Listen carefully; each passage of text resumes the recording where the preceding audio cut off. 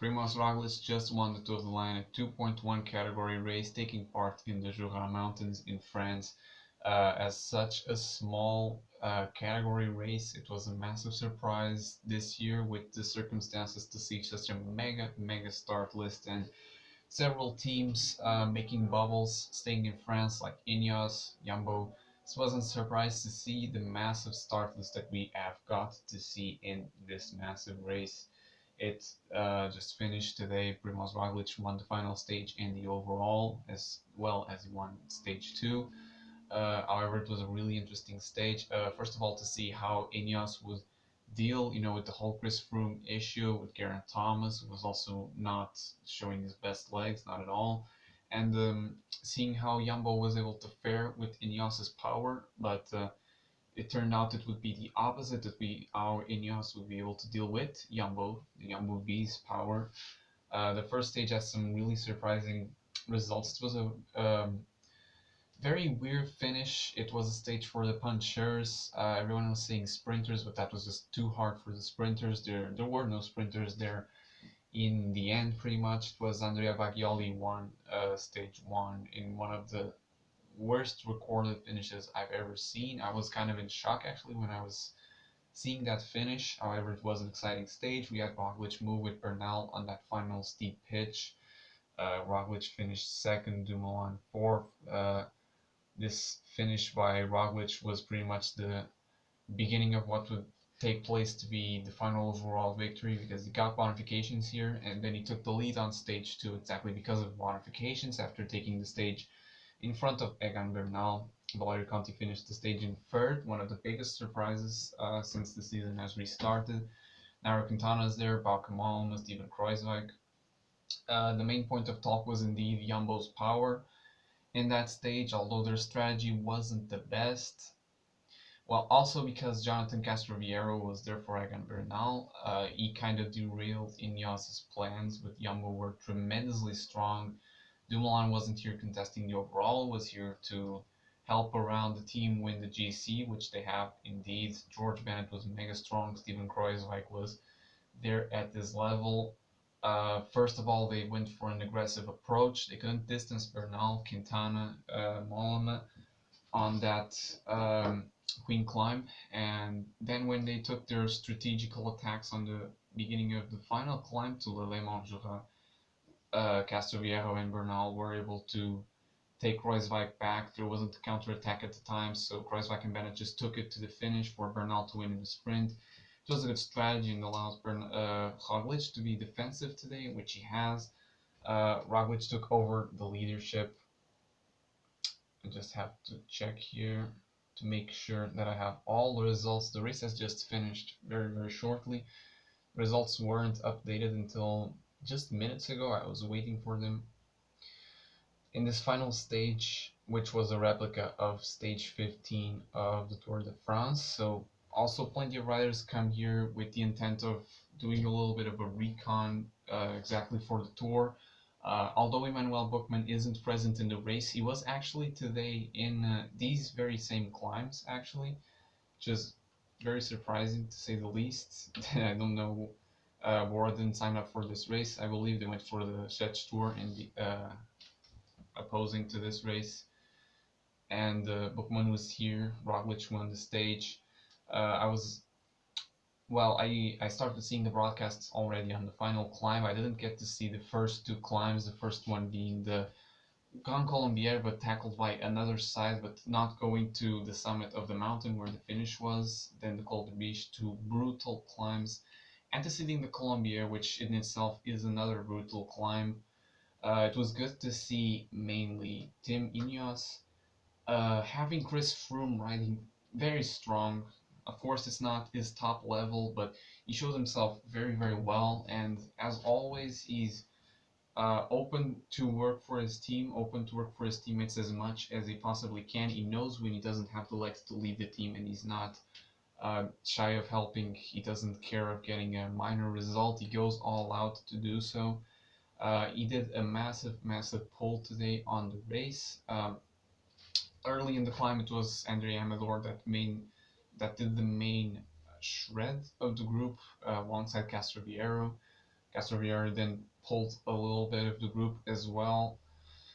These were all secondary teams, though. The main team was exactly Bernal versus Roglic. How would they fare with this mountain? Who would be the strongest? Of course, form is still not mandatory to be at its highest at this point of the season. They have around 2-3 weeks for the beginning of the tour still.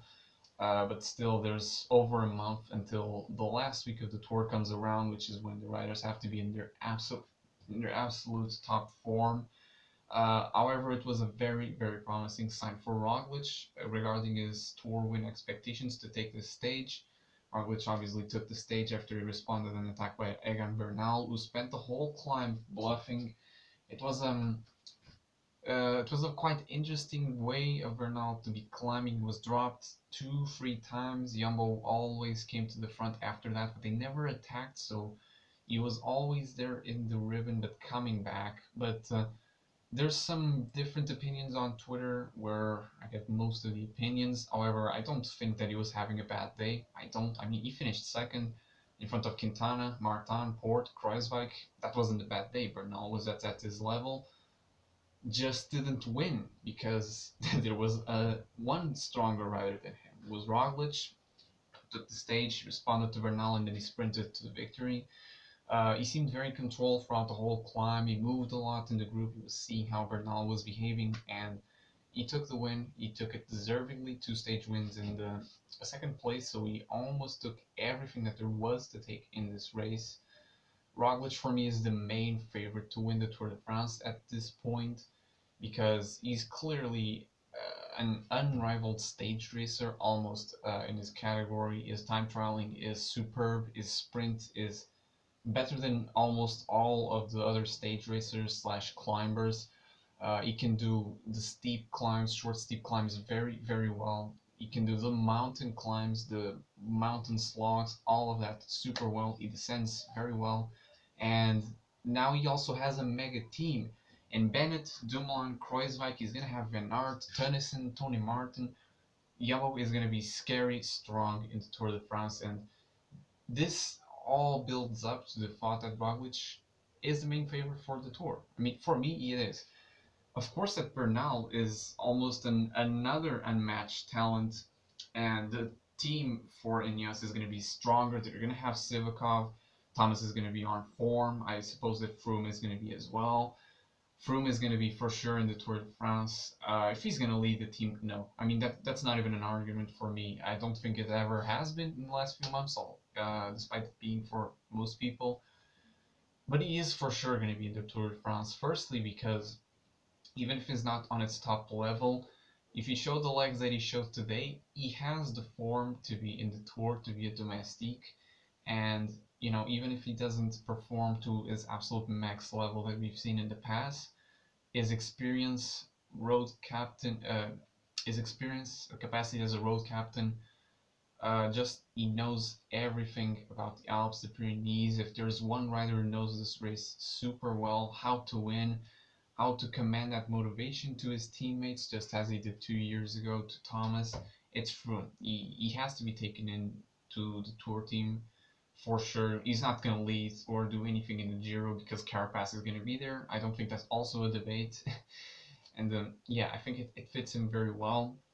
Bernal finished second today. Quintana seems to have recovered from his little accident in Colombia. Was hit by a car around a month ago. He didn't look very good in Mont Ventoux some days ago, but here, although he never went on the attack, he finished third in the overall, if I'm not mistaken. Exactly, so he's shown some good legs. If he can do better, I don't know, but you know, this is enough of a form to finish on the podium in the Tour if he doesn't have any major hiccups, if he indeed has the consistency and the brutal legs that he's shown earlier in the season.